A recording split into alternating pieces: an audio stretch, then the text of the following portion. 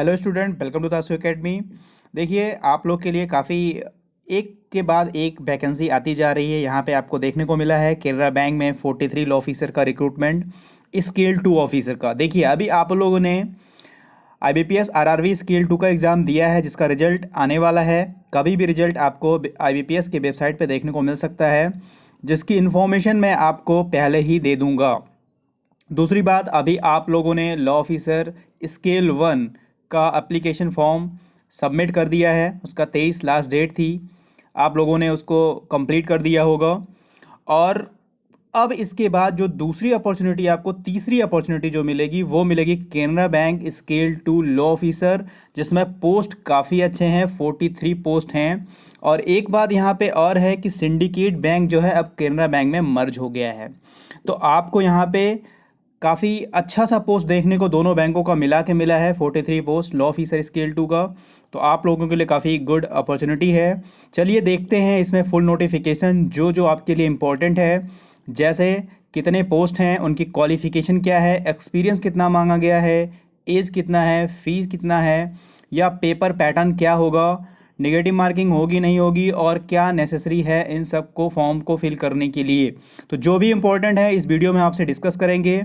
और आपसे हमारा अनुरोध है कि आप वीडियो को लाइक कर दिया करिए और चैनल को सब्सक्राइब कर लिया करिए, अपने दोस्तों के साथ शेयर भी कर दिया करिए। तो चलिए देखते हैं कि क्या क्या इम्पोर्टेंट है इस नोटिफिकेशन में। और वीडियो को लाइक कर दिया करिए और आप अपने उन दोस्तों के साथ शेयर कर दीजिए जो लॉ ऑफिसर स्केल 1 या 2 की प्रिपरेशन करते हों। ये दो काम आप सबसे पहले कर लिया करिए।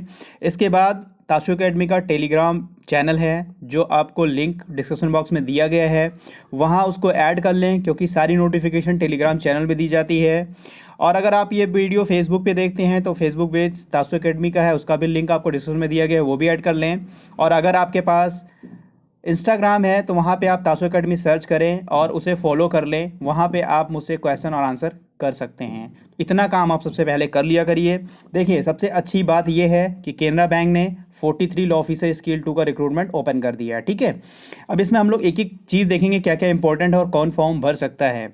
यहाँ पे सबसे एक चीज़ ये आप जान लीजिए, अपने जीए के पर्पज़ से, फाइनेंशियल अवेयरनेस के पर्पज़ से या बैंकिंग के पर्पज़ से, कि जो सिंडिकेट है बैंक है वो अब केनरा बैंक में फुली मर्ज हो गया है। तो अब दोनों बैंकों को मिला के उसका नाम होगा केनरा बैंक। ये आप लोग जान लीजिए। यहाँ पे देख लीजिए थोड़ा सा इन्फॉर्मेशन केनरा बैंक में। यहाँ पे देख लीजिए जो स्केल 2 स्केल 3 की जो वैकेंसी है वो बताई गई है। और केनरा बैंक का जो हेड ऑफिस है, ठीक है, वो है बेंगलुरु में। ठीक है, बेंगलुरु में है। और इनकी करीब 10,000 ब्रांचेज हैं, 10,000 पूरी इनकी ब्रांचेज हैं। तो इतनी इन्फॉर्मेशन आपके लिए इम्पोर्टेंट थी।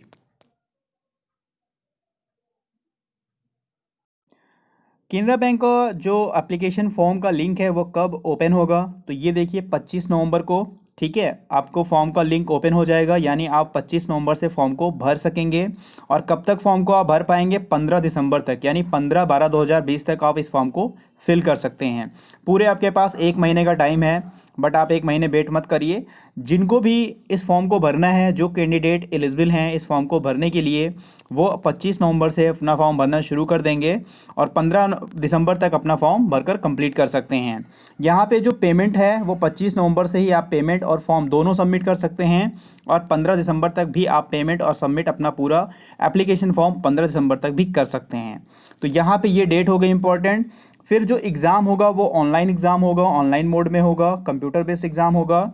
और ये एग्ज़ाम के उन्होंने जो समय दिया है वो दिया है जनवरी और फरवरी 2021, यानी जनवरी के लास्ट में या फरवरी के फर्स्ट वीक में। ठीक है, इन दोनों के बीच में एग्ज़ाम ये कंडक्ट कराएंगे।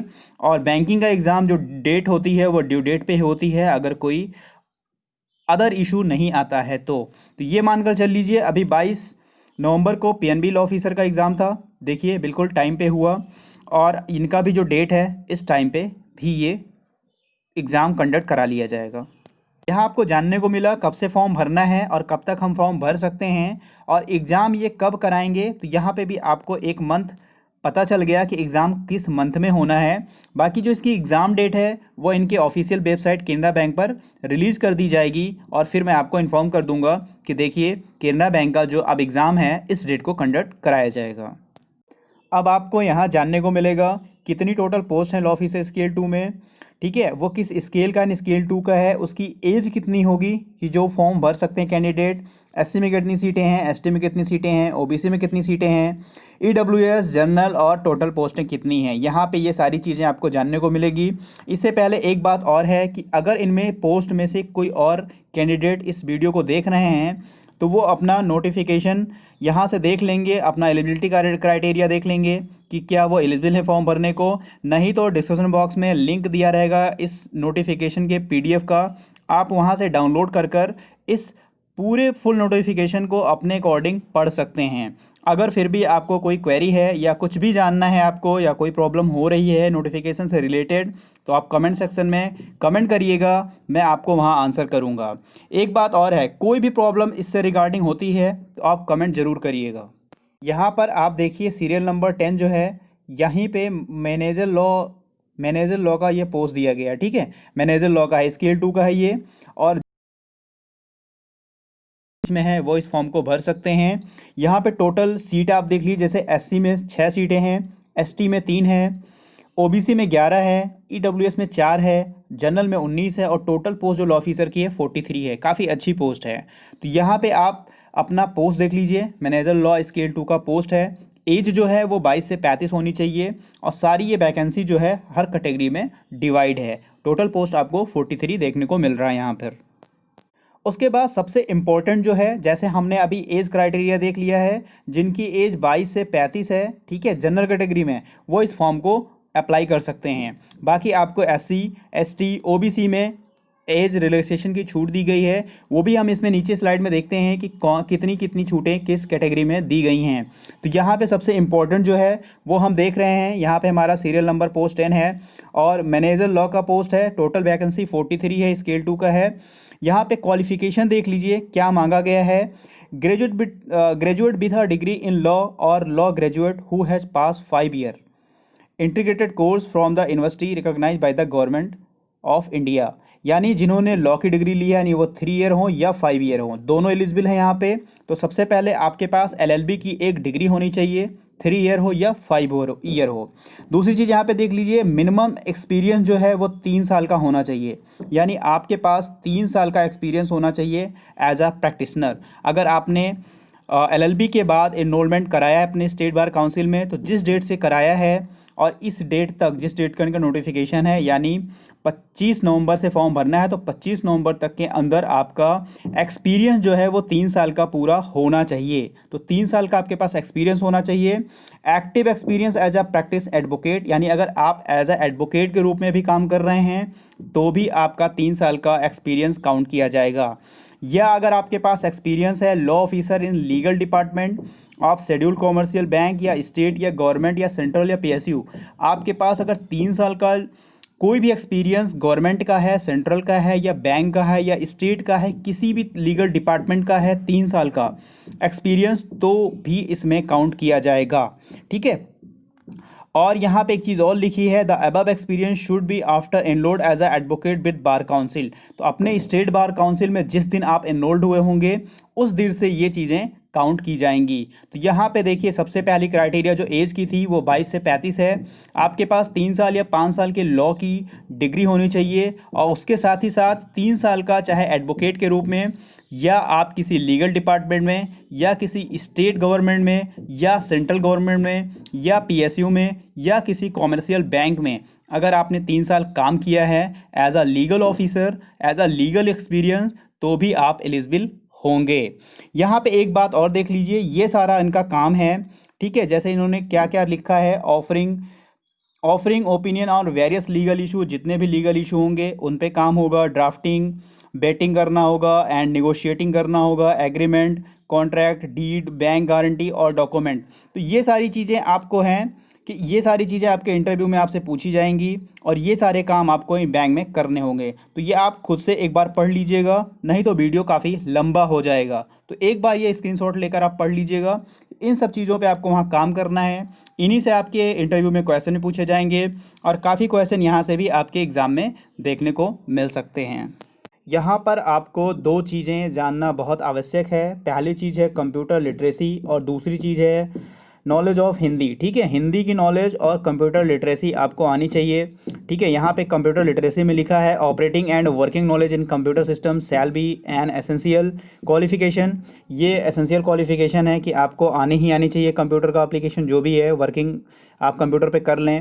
विच a candidate must either possess or acquire within 6 month from the date of the joining the bank, ठीक है। यानी आप बैंक ज्वाइन करने से पहले 6 महीने का कुछ भी जो है आप कंप्यूटर में अपना ले लें, कुछ भी है आप इनको, मतलब कहने का मतलब सिर्फ इतना कि आपको कंप्यूटर नॉलेज आनी चाहिए इस वैकेंसी के लिए।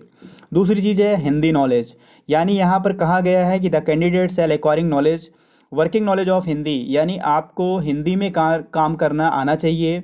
और अगर आपको नहीं आता है, ठीक है, हिंदी में, तो जो इनका प्रोबेशन पीरियड है, आई थिंक 2 साल का प्रोबेशन पीरियड बैंक का है, और 2 साल के अंदर आपको हिंदी में काम करना आना चाहिए, तो ये इनके अकॉर्डिंग कहा गया है। तो एक तो कंप्यूटर लिटरेसी और दूसरा हिंदी नॉलेज, आपको दोनों चीज़ें यहाँ पे कंपलसरी हैं, आपको आनी चाहिए इस वैकेंसी के लिए। यहाँ पे सैलरी दी गई है स्केल 2 की, तो आप यहाँ पे देख सकते हैं।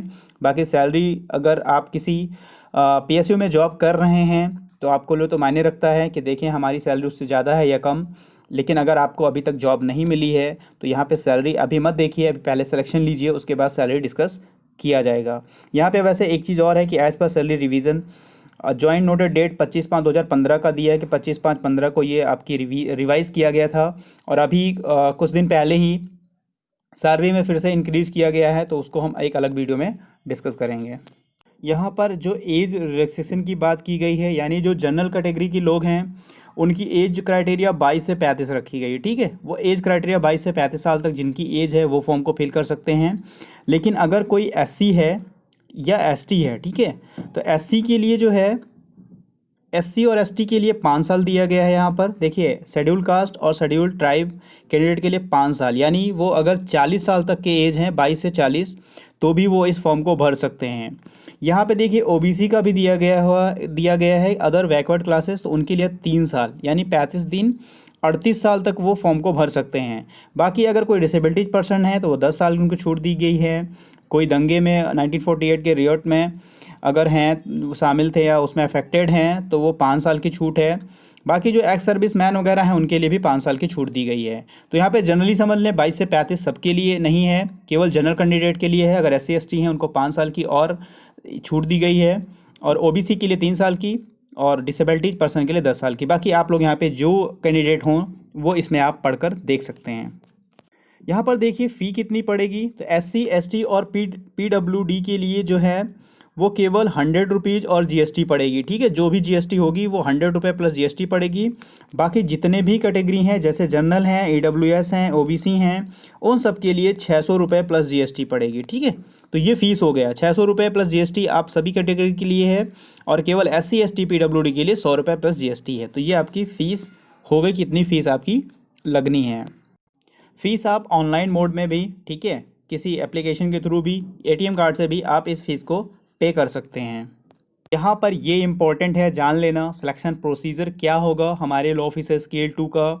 तो सिलेक्शन प्रोसीजर बताया गया है शॉर्ट लिस्टिंग या टेस्ट, यानी अगर किसी भी पोस्ट में, यानी लॉ ऑफिसर पोस्ट में जैसे 43 टोटल सीटें हैं, अगर इनके अकॉर्डिंग कम एप्लीकेशन फॉर्म जाता है तो ये टेस्ट ऑर्गेनाइज नहीं करेंगे, सिर्फ शॉर्ट लिस्ट करेंगे, फिर ग्रुप डिस्कशन करेंगे और इंटरव्यू करेंगे। अगर फॉर्म एप्लीकेशन फॉर्म इनके अकॉर्डिंग जाता है तो वहाँ पे ये टेस्ट ऑर्गेनाइज करेंगे, फिर आपका जीडी लेंगे और फिर आपका इंटरव्यू लेंगे। यानी जो भी आपका अगर एग्ज़ाम होना है तो पहला एक आपका ऑनलाइन एग्ज़ाम होगा, फिर जीडी होगी और फिर इंटरव्यू होगा, ठीक है। ये 3 आपका चरण होगा। और कुछ इसमें पोस्ट हैं जिनमें एग्जामिनेशन नहीं होने हैं, तो सिर्फ उनको शॉर्टलिस्ट किया जाएगा, जीडी किया जाएगा और इंटरव्यू किया जाएगा। तो लॉ ऑफिसर में आपका एग्ज़ाम होगा, यानी आपका पहले ऑनलाइन टेस्ट होगा, फिर आपकी जीडी होगी और फिर आपका इंटरव्यू होगा। तो इन तीन चरणों में आपका ये एग्ज़ाम। यहाँ पर देखिए लॉ ऑफिसर स्केल 2 का जो पेपर पैटर्न है, ऑनलाइन टेस्ट है, उसमें क्या क्या पूछा जाएगा। तो यहाँ पे देखिए professional knowledge in the area of specialization, मतलब जो मैंने अभी आपको एसेंशियल क्वालिफिकेशन के बॉक्स में बताया था कि इनको यहाँ पे इनके बैंक में ये काम आपको करना पड़ेगा, और उनसे आपके इंटरव्यू में क्वेश्चन पूछे जाएंगे और वहाँ से आपके एग्ज़ाम में भी प्रश्न देखने को मिल सकते हैं। तो सबसे पहले जो अपना पूरा लॉ का जो सिलेबस है पूरा, 50 क्वेश्चन पूछे जाएंगे, 100 नंबर के पूछे जाएंगे। तो सबसे बढ़िया स्कोरिंग ये है, और इसी पे आपका समझ लीजिए काफ़ी चीज़ें निर्भर करती हैं कि कितना आप नंबर इसमें गेन कर सकते हैं। दूसरा जो सब्जेक्ट है वो टेस्ट ऑफ इंग्लिश का है, यानी इंग्लिश के 50 क्वेश्चन होंगे आपके 50 नंबर के, ठीक है। इनके भी नंबर ऐड किए जाएंगे आपके टोटल मार्क्स में, तो ये भी आपके लिए काफ़ी इंपॉर्टेंट है। तीसरा जो है वो latest development in banking industry, यानी टोटल आप बैंकिंग से आना है, लेटेस्ट जो भी बैंकिंग में बदलाव हुए हैं, जो भी नया परिवर्तन हुआ है, कुछ नई चीज़ें में कैसे रेगुलेट होता है, सारी चीज़ें पूछी जाएंगी। 50 क्वेश्चन 50 नंबर के, ठीक है। तो टोटल होगा आपको 150 क्वेश्चन, 200 नंबर के टाइम यहाँ पर दिया जाएगा। तो टोटल डिपेंड करता है आपका प्रोफेशनल आती है उनके लिए कोई प्रॉब्लम नहीं है, और जिनको इंग्लिश नहीं आती है तो केवल वो यहाँ क्वालिफाई होकर और अपने सारा जो अपना पूरा फोकस है वो इन दो सब्जेक्ट पे कर लें, प्रोफेशनल नॉलेज और latest development in banking industry. तो इन दोनों पे आप फोकस कर रहे हैं और आपका सिलेक्शन 100% पक्का होगा। तो ये आपका पेपर पैटर्न हो गया लॉ ऑफिसर स्केल 2 का। यहाँ से ये सारे प्रश्न पूछे जाएंगे। नेगेटिव मार्किंग आपको दी गई है, आपके रॉन्ग पेनल्टीज़ होगी। यहाँ पे और भी काफ़ी चीज़ें बताई गई हैं, आप इसमें देखकर पढ़ सकते हैं कि जो मिनिमम कट ऑफ होगा वो आपको क्वालिफाई करना होगा, ठीक है। फिर आपको जो भी बैंक द्वारा एक स्कोर डिसाइड किया जाता है वो भी आपके जीडी में कंसीडर किया जाएगा। तो ये सारी चीज़ें यहाँ पर हैं, आप इसको भी पढ़ सकते हैं। तो ये आपका पेपर पैटर्न हो गया। ऑनलाइन मोड में जो पेपर होना है उसके लिए आपके रॉन्ग आंसर के लिए पेनल्टी भी है, और ये 1/4 यानी 0.25 मार्क्स आपके डिडक्ट किए जाएंगे अगर आप गलत आंसर मार्क करते हैं। तो अगर आप आंसर मार्क नहीं करते हैं तो कोई पेनल्टी आपको वहाँ नहीं दी जाएगी। तो नेगेटिव मार्किंग का प्रावधान इस एग्जामिनेशन में है। जो आपका एग्जामिनेशन टेस्ट सेंटर होगा यहाँ पे दिया गया है अहमदाबाद, बरेली, बड़ौदा, भोपाल, बेंगलुरु, भुवनेश्वर, चेन्नई, चंडीगढ़, दिल्ली, देहरादून, एर्नाकुलम, गोवा, गुवाहाटी, हैदराबाद, जयपुर, जालंधर, कोलकाता, लखनऊ, मुंबई, नागपुर, पटना, पुणे, रायपुर और विशाखापट्टनम। इतने सारे आपके टेस्ट सेंटर हैं और इनमें से आप कोई एक टेस्ट सेंटर चूज कर सकते हैं। यहाँ पर आप लोग एक चीज़ और देख लीजिए, जो आपका पूरा स्ट्रक्चर है पेपर और ग्रुप डिस्कशन और जीडी का, तो कितने कितने नंबर कहाँ कहाँ से लिए जाएंगे। तो यहाँ पे आप लोग देख लीजिए, जैसे जिनमें टेस्ट, जीडी और इंटरव्यू का है प्रोसेस, उसमें टेस्ट का जो 50% लिया जाएगा, यानी जो आपका ऑनलाइन टेस्ट होगा पूरा 200 नंबर का, 200 नंबर में 50% आपके जो भी नंबर आएंगे उनका 50% नंबर, और इंटरव्यू में आप जो भी पाएंगे उसका 30% नंबर, और ग्रुप डिस्कशन में जो भी आप पाएंगे उसका 20% नंबर। टोटल मिला के 100% पे आपकी मेरिट बनाई जाएगी। जिन पोस्टों के लिए शॉर्ट लिस्टिंग, जीडी और इंटरव्यू हैं तो उनको शॉर्ट लिस्ट किया जाएगा, सीधे इंटरव्यू के लिए बुलाया जाएगा। तो वहाँ 60% उस इंटरव्यू के नंबर का 60% और जीडी के नंबर का 40% लेकर आपका 100% बनाया जाएगा। तो यहाँ पे हम लोग का जो ऑफिसर स्केल 2 में है वहाँ पे टेस्ट भी कंडक्ट कराया जाएगा, जीडी और इंटरव्यू ये तीनों बेस्ड होंगे। तो आप जो ऑनलाइन एग्जाम में नेशन में जो भी नंबर पाओगे उसका 50% ऐड होगा इनके नंबर में। इंटरव्यू में जो भी नंबर आप पाओगे वो 30% वहाँ ऐड होगा, और जीडी में जो भी नंबर पाओगे वो 20% ऐड होगा। तो टोटल 100% पे मेरिट बनेगी, और ये सारे नंबर आपके ईच जो भी कंडक्ट हो रहा है स्टेटस उससे लिए जाएंगे। तो ये भी एक काफ़ी इंपॉर्टेंट आपके लिए है। इस पोस्ट के लिए आपके लिए इतनी सारी डिटेल इंपॉर्टेंट थी, तो आप लोगों ने एक एक करके अपना क्वालिफ़िकेशन, एज, सारी चीज़ें आप चेक कर लें और फॉर्म को फिल कर दें। बाकी आपको इसके जो भी रिगार्डिंग कोई भी क्वेरी हो, कुछ भी पूछना हो तो आप कमेंट सेक्शन में पूछ सकते हैं। फॉर्म को कैसे फिल करना है, अगर किसी कैंडिडेट को प्रॉब्लम होती है फॉर्म को कहाँ से कैसे भरें या क्या क्या चीज़ें हैं, अगर कुछ भी डाउट होता है तो आप कमेंट में करिएगा। हम आपको पूरा प्रोसेस बताएंगे, फॉर्म को कहाँ और कैसे भरना है, क्या क्या फिल करना है, क्या क्या इसमें मांगा जा रहा है, ऑनलाइन पेमेंट कैसे करना है। कोई भी प्रॉब्लम अगर आपको किसी से रिलेटेड होती है तो आप कमेंट सेक्शन में ज़रूर करिएगा। आज के वीडियो में बस इतना ही। आप लोग अपनी पढ़ाई करते रहिए, बेस्ट विशेष है आपके लिए, काफ़ी अच्छी अपॉर्चुनिटी भी है। मिलते हैं नेक्स्ट वीडियो में। God bless you to all. Thank you for watching.